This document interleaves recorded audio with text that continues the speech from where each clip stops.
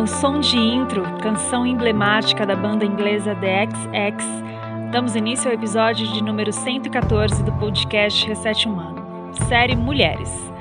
A você que nos ouve, muito obrigada pela confiança mais uma vez. Eu sou Marcela Montenegro e nessa temporada eu trago mulheres que considero fortes, livres e independentes e que nos inspiram com as suas visões de mundo. E com o tema Planeta Terra, um convite à ação, hoje conversaremos com Maísa Santoro, que é bióloga, mergulhadora, ambientalista e educadora ambiental. Como fotógrafa e documentarista, ela se especializou em criação de conteúdo para as mídias sociais com o objetivo de tornar a natureza vista em prol da conservação ambiental. Se dedica também às causas de conservação através de ONGs de resgate de fauna silvestre, tanto no Brasil quanto na África do Sul.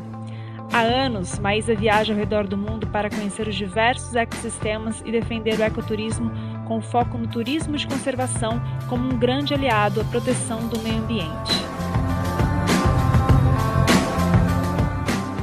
Este episódio tem o apoio da Corus Brasil e da Dr. Shape. Corus é uma marca americana de relógios GPS multiesportivos com alta tecnologia e qualidade. A Dr. Shape é uma empresa que atua há 19 anos no mercado, sendo a maior rede de franquias especializada em suplementos alimentares e artigos esportivos da América Latina. Aqui no Projeto Reset Humano, a história é contada a partir de histórias de vidas inspiradoras. Você pode conhecer o nosso trabalho, os âncoras e os nossos valores através do site podcastresethumano.com.br. Maísa, é uma honra ter você aqui com a gente. Poder conhecer o seu trabalho num momento tão urgente para a humanidade e para o nosso planeta é, sem dúvidas, uma injeção de ânimo, de inspiração e, mais ainda, de conscientização. E para a gente começar, eu trago uma reflexão. Abre aspas. E se o templo fosse a terra? E se as florestas fossem nossas igrejas? E se as águas santas fossem os rios, os lagos e os oceanos? E se a meditação fosse os nossos relacionamentos? Se a sabedoria fosse o autoconhecimento e se o amor fosse o centro do nosso ser. Trecho de uma citação que eu gosto muito, frase de Ganga White, para quem não conhece é um yogi fundador do White Lotus Foundation, que treina e certifica instrutores de yoga. E Maísa, já pegando o gancho dessa introdução, nas minhas pesquisas sobre você, eu li uma frase sua em que você disse, abre aspas, ter crescido mais perto dos animais do que das outras crianças. Que seus melhores amigos eram os tatu-bolas, as minhocas e as estrelas do mar. Fecha aspas. Eu acredito que essa sua proximidade com a natureza tenha te despertado para essa vocação. Mas eu queria ouvir de você. Por que bióloga?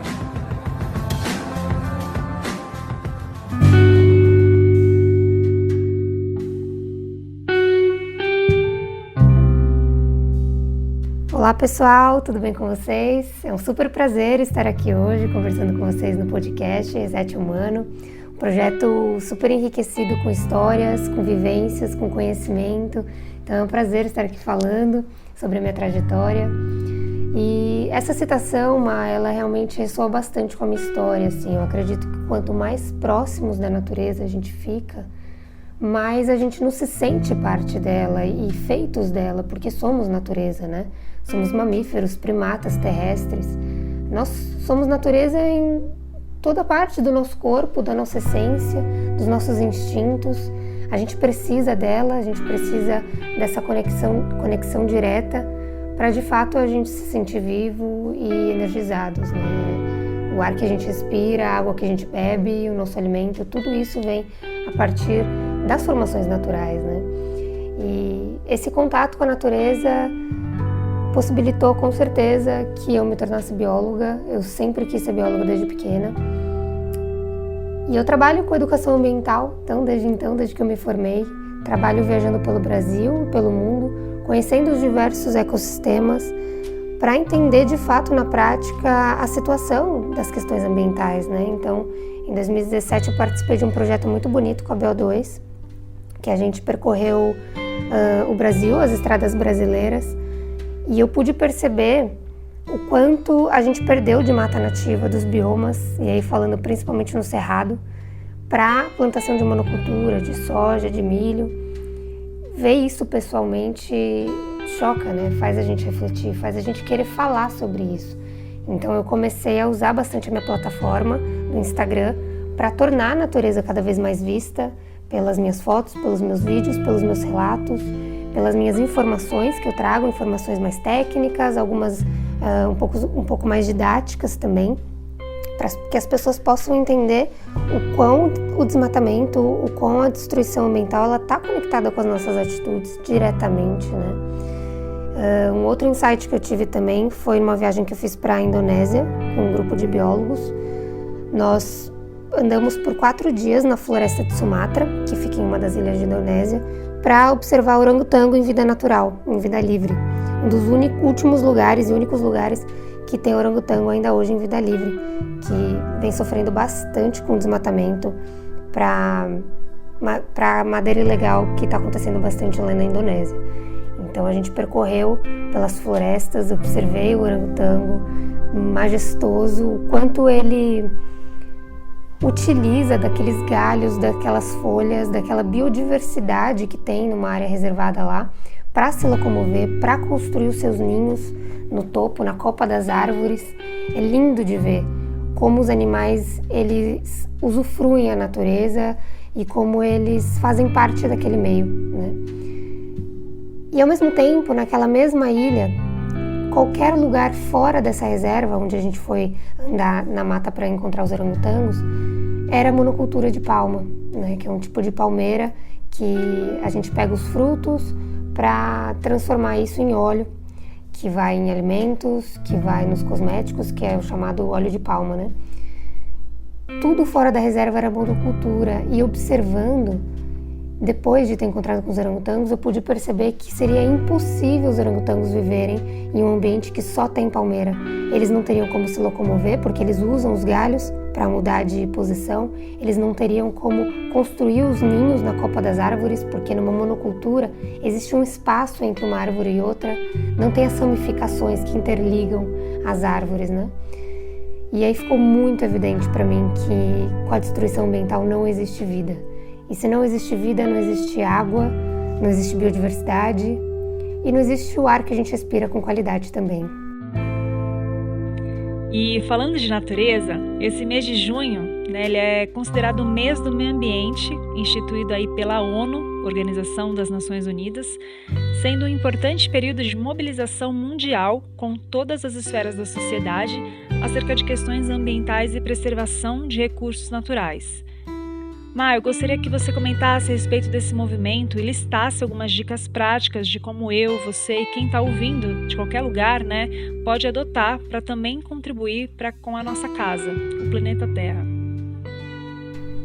Essa é uma ótima pergunta. Realmente a gente está nesse mês do meio ambiente, dia 5 foi o Dia Mundial do Meio Ambiente, dia 8 foi o Dia Mundial do Oceano, e é super importante quando tem campanhas, quando tem um dia específico, um mês específico, porque traz à tona a temática, né? E muitas pessoas acabam sendo inspiradas a falar sobre isso, motivadas a falar sobre isso. No Dia Mundial do Oceano, o meu feed estava cheio de fotos azuis, cada um trazendo da sua forma, seja de uma forma mais inspiracional, seja de uma forma mais educativa.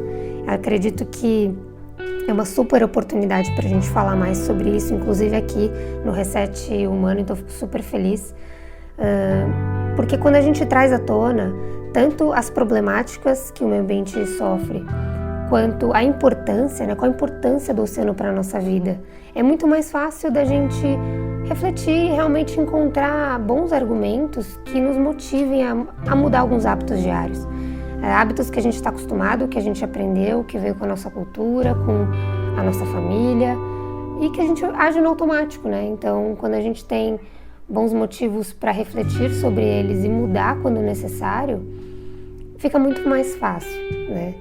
Então, com certeza, todo mundo pode contribuir para consumir cada vez menos qualquer tipo de produto, seja alimento, seja produtos em geral, acessórios, tecnologias, a energia também. Então, é muito importante a gente refletir e colocar consciência no nosso consumo, né? Porque se a gente não põe consciência, a gente desperdiça. E o desperdício, ele é muito caro. Ele é caro financeiramente pra gente e ele é caro para a natureza também, né? Então, eu acredito que todo mundo pode reduzir o consumo geral, principalmente falando de plásticos de uso único. Então, o que eu faço no meu dia a dia, toda vez que eu vou sair de casa, eu levo um kit comigo.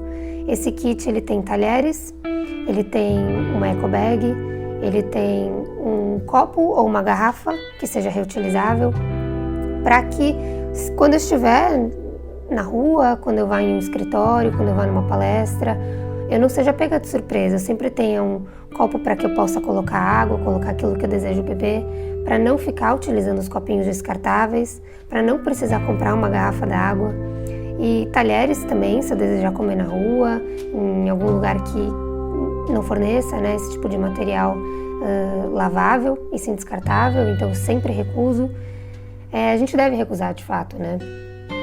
Sabe-se que o Brasil é o quarto maior consumidor de plástico do mundo e recicla menos de 2%, então a gente está vivendo realmente um colapso, né? Não tem mais onde colocar tanto resíduo e, querendo ou não, uma hora ou outra vai parar tudo no oceano, né? Sabe-se que mais de 80% dos resíduos que a gente encontra no oceano tem proveniência nas grandes cidades, então mesmo quem não mora perto do litoral também pode acabar contribuindo com os resíduos que vão parar lá. Então, esse kit ele é muito importante, você não vai ser pego desprevenido. Adotar a coleta seletiva na sua casa, então realmente separar o que é lixo orgânico do que é lixo reciclável, porque o lixo, na verdade, ele é um conceito que é importante a gente repensar. Lixo é tudo aquilo que a gente não pode mais usar, né? Diferentemente de resíduo. Resíduo é aquilo que você pode dar uma outra função. E plásticos, papéis, em geral, alumínio, né, as latinhas, elas não são lixo, elas podem ser resíduos sim e serem reciclados e virarem um outro objeto, ganharem uma nova função, né? Então isso é essencial também para que a gente possa contribuir e descartar cada vez menos materiais no meio ambiente. E outra coisa que eu adoto desde 2015 é a mudança na alimentação. Eu sou vegana, não consumo nenhum alimento de origem animal. Acredito que é importante a gente repensar o quanto a agropecuária ela é danosa para o meio ambiente, pelo desmatamento, pelo uso da água, pela contaminação dos solos e das águas também. Então a alimentação ela está diretamente ligada com a nossa conservação do meio ambiente, sem dúvida. E partindo aí para mais uma reflexão, abre aspas.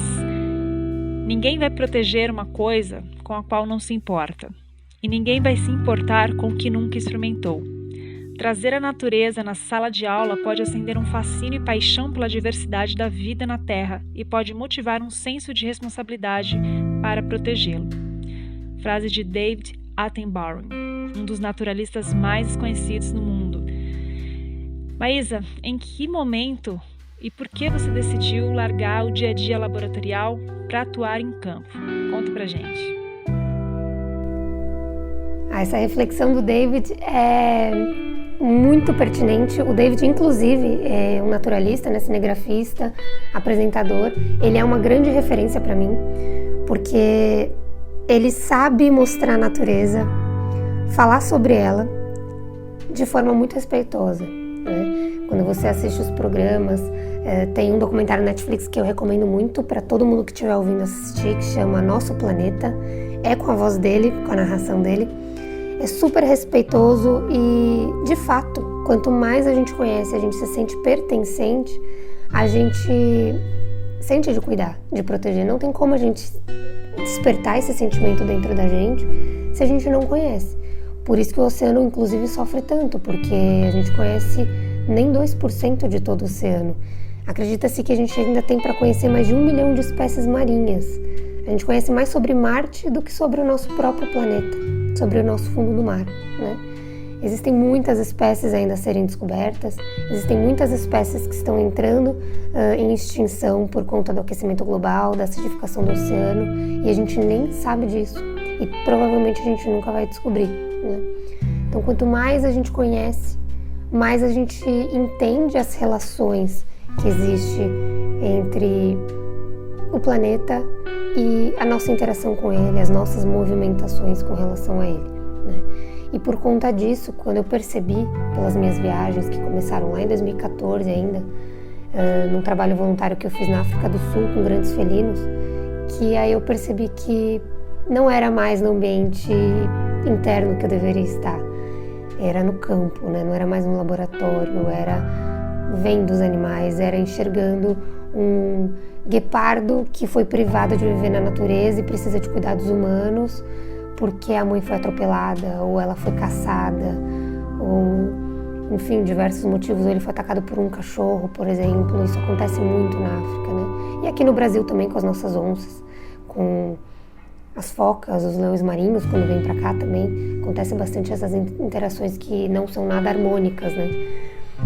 E aí, nessa viagem que eu fiz para a África do Sul em 2014, que eu trabalhei com os grandes felinos resgatados, eu percebi que não era mais um laboratório, que eu tinha que estar ali porque era aquilo que ressoava no meu coração para eu realmente passar para as pessoas, sabe? Eu comecei, inclusive, a usar o meu Instagram em 2014 nessa viagem, foi tudo que despertou, assim. E comecei a falar sobre isso, não só para mostrar a beleza daquele animal, daquele leão que foi resgatado e a beleza dele, não, mas para contextualizar o porquê ele estava ali e o porquê ele não deveria estar ali, né? Muito embora trabalhar com esse tipo de voluntariado seja muito recompensador por você estar tão perto de uma espécie tão incrível, não deveria estar ali, né? Eu preferia nunca precisar fazer esse tipo de trabalho, mas uma vez que ele existe, fica difícil iniciar nele e nunca mais sair, né?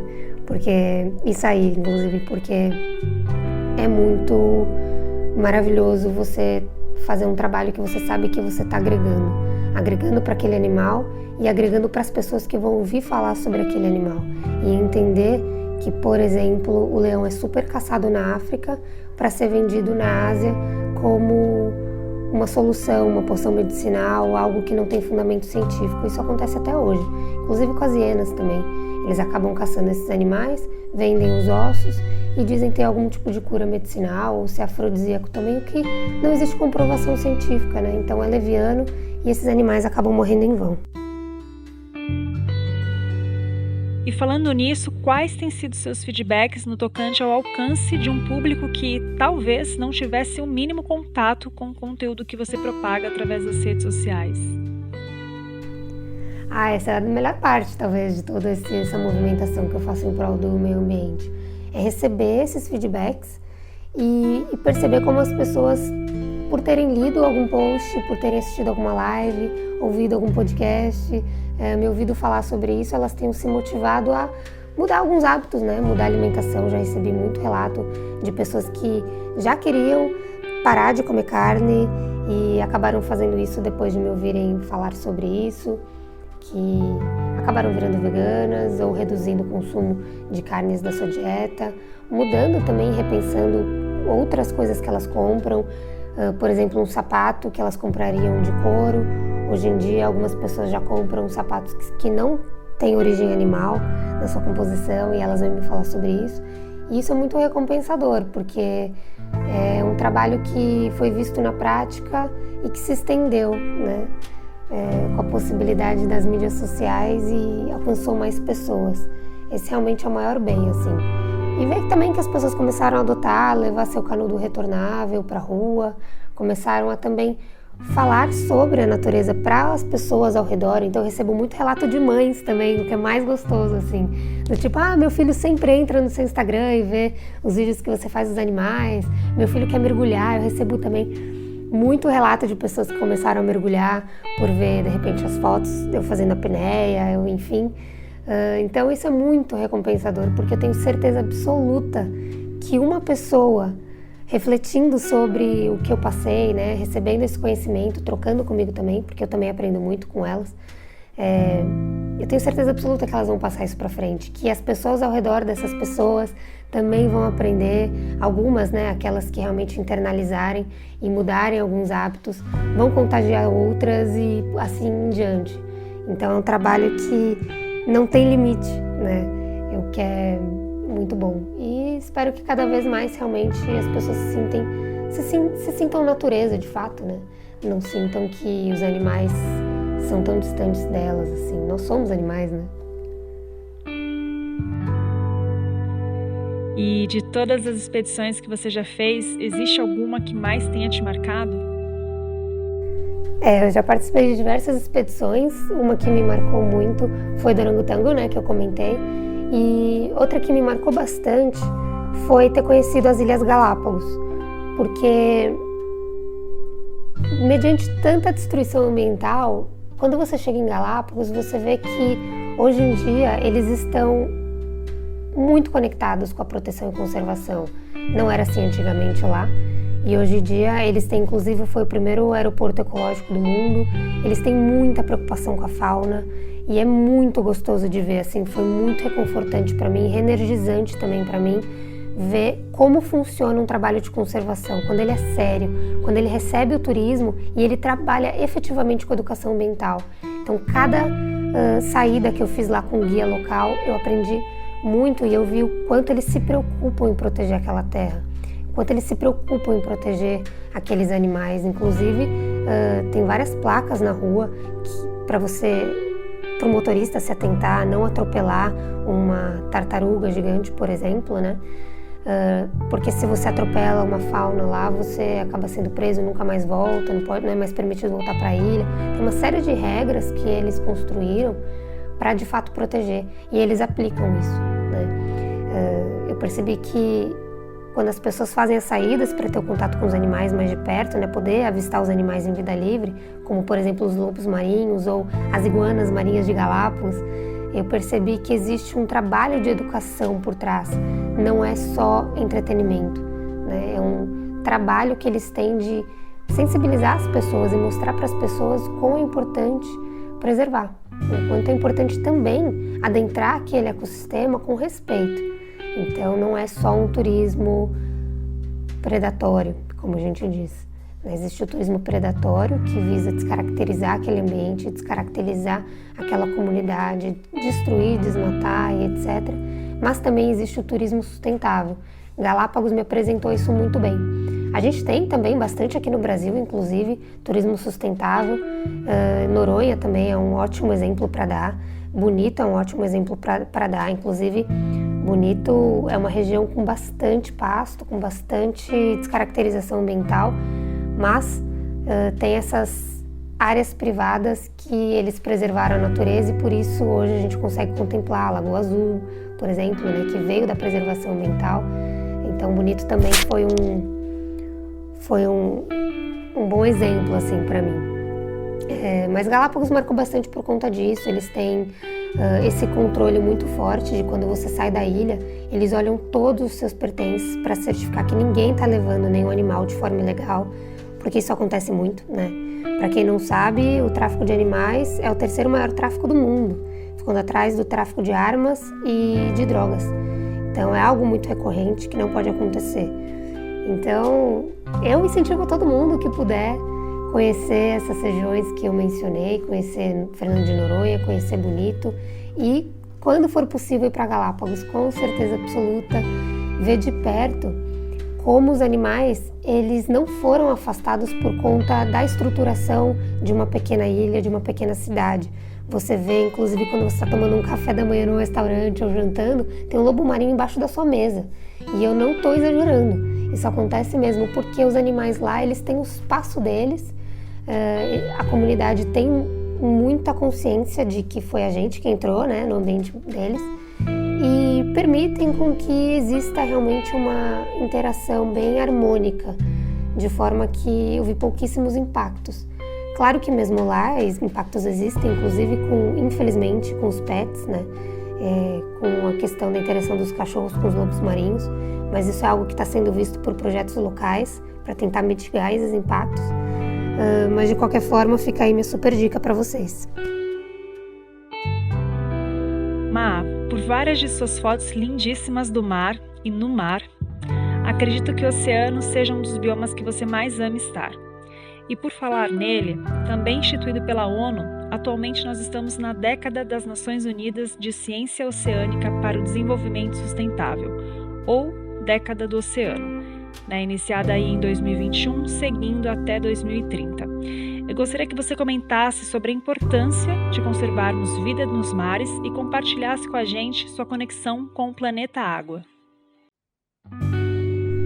Com certeza o ambiente que eu mais amo está é o ambiente marinho. E sem dúvida alguma, o quanto eu sinto o ambiente marinho nos abraçando. Cada mergulho é realmente um aconchego, assim, principalmente porque quanto maior a profundidade que eu alcanço, então seja 10, 14 metros, a pressão do mar faz isso, né? Então é uma sensação física, de fato, pela pressão, e uma sensação muito emocional também. Embaixo do mar a gente não pensa em mais nada além daquele próprio ecossistema, a gente vive muito presente. É quase como uma meditação mesmo, eu sinto. A gente é abraçado por aquele ambiente, mesmo a gente não tendo absolutamente nada que nos facilitasse estar ali. Isso é um fato, né? Nós somos terrestres, de fato. A gente precisa de uma nadadeira para nadar melhor, a gente precisa de um óculos para enxergar, senão a gente não enxerga embaixo d'água. A gente precisa de respirador, talvez, ou ainda aumentar nossa capacidade respiratória para fazer a apneia, como eu falei que eu gosto de fazer, ficar 10, 14 metros embaixo d'água, né, pelo pulmão, ou ainda mergulhando com cilindro. A gente precisa de equipamentos e estar de fato habitados aquilo, né? O ambiente marinho, ele nos recebe mesmo assim. Você consegue observar a interação entre as espécies, a interação entre os corais e todos os demais animais que dependem dele.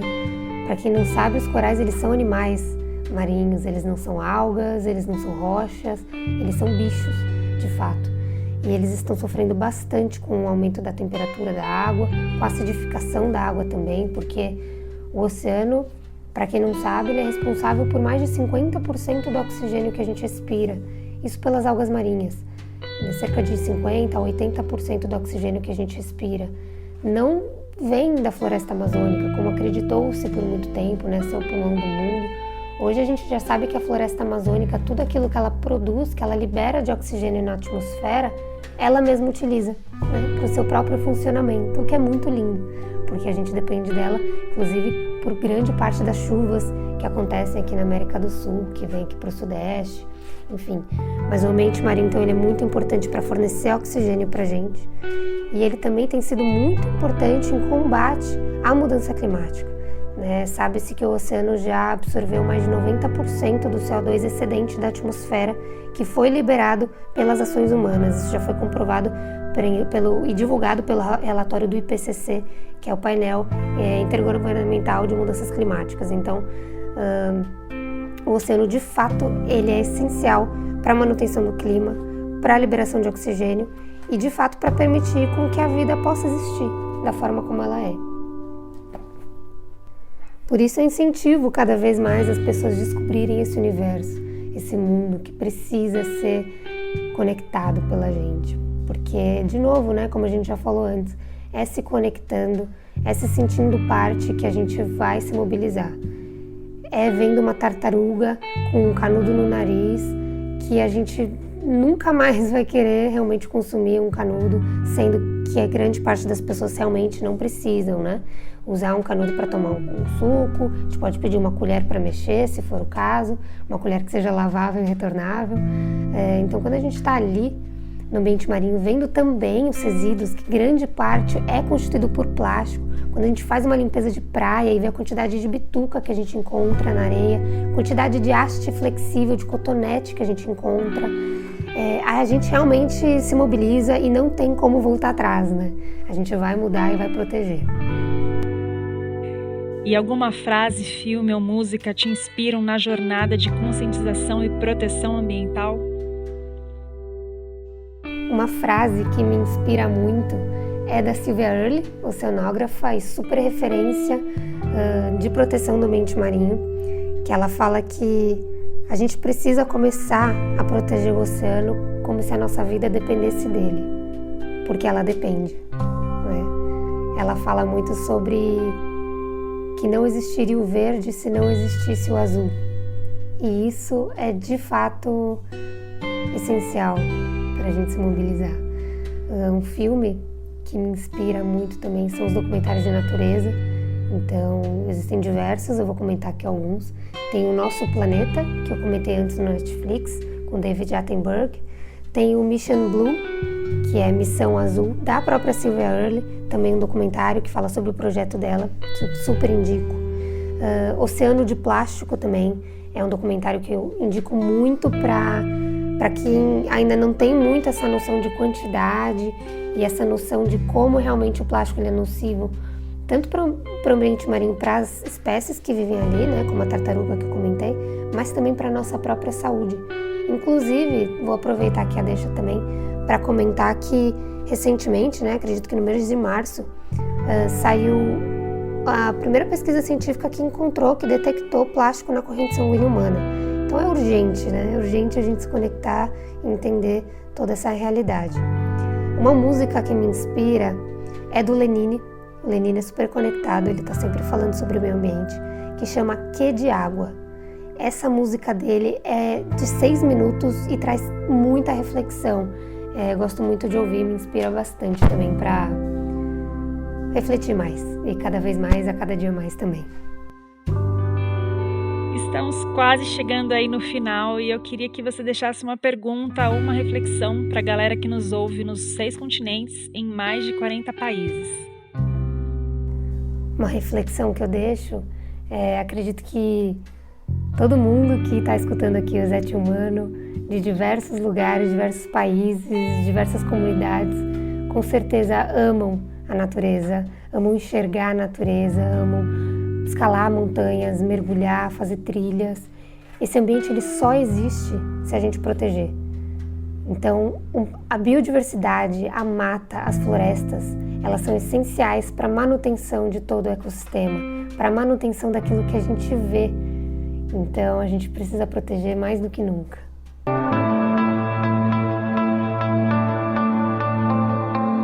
Obrigada pelo convite, Marcela, Fred, super feliz de estar aqui pela oportunidade de falar mais sobre a minha trajetória, sobre as minhas reflexões, compartilhar com vocês o meu trabalho. Grande parte daquilo que eu vivencio eu compartilho nas mídias sociais, então eu uso bastante o Instagram, meu arroba é Maísa Santoro, Maísa com YS. Vai ser um super prazer receber vocês lá. Levo pessoas também para conhecerem a natureza mais de perto, então eu também trabalho como guia ambiental, então a gente, além de viajar, também conhece sobre os ecossistemas. Vou levar agora em julho uma turma para a Amazônia e em setembro uma turma para Maldivas, então me acompanhem lá para saber as próximas. Vai ser um super prazer e muito obrigada por esse espaço. Nós quem super te agradecemos, Maísa, por todo o seu engajamento, por todo o seu conhecimento e por compartilhar um pouquinho com a gente da sua enriquecedora trajetória. E a você, ouvinte Reset Humano, eu verdadeiramente espero que esse podcast tenha plantado uma nova semente em você, trazendo frutos de profunda reconexão com o nosso planeta. Frutos que alimentem seu desejo em fazer parte dessa transformação tão necessária para a humanidade. O planeta Terra nos convida a agir. E eu te convido a estar com a gente em nossas redes sociais. Nós estamos no Aventure Box, Instagram, YouTube, LinkedIn e Facebook. É só procurar por Reset Humano. E para quem deseja receber o nosso último episódio, já sabe também. Envie a palavra podcast para o WhatsApp mais 5511 981650990. O projeto Reset Humano tem o DNA no convívio com a natureza e com a montanha. Visa desenvolver o ser humano dando um reset, gerando aprendizado e conhecimento para desenvolvimento da sociedade, impactando de forma positiva a nossa casa, o planeta Terra. Eu sou Marcela Montenegro e eu fico muitíssimo feliz pela sua companhia até aqui. Nós nos encontramos em breve.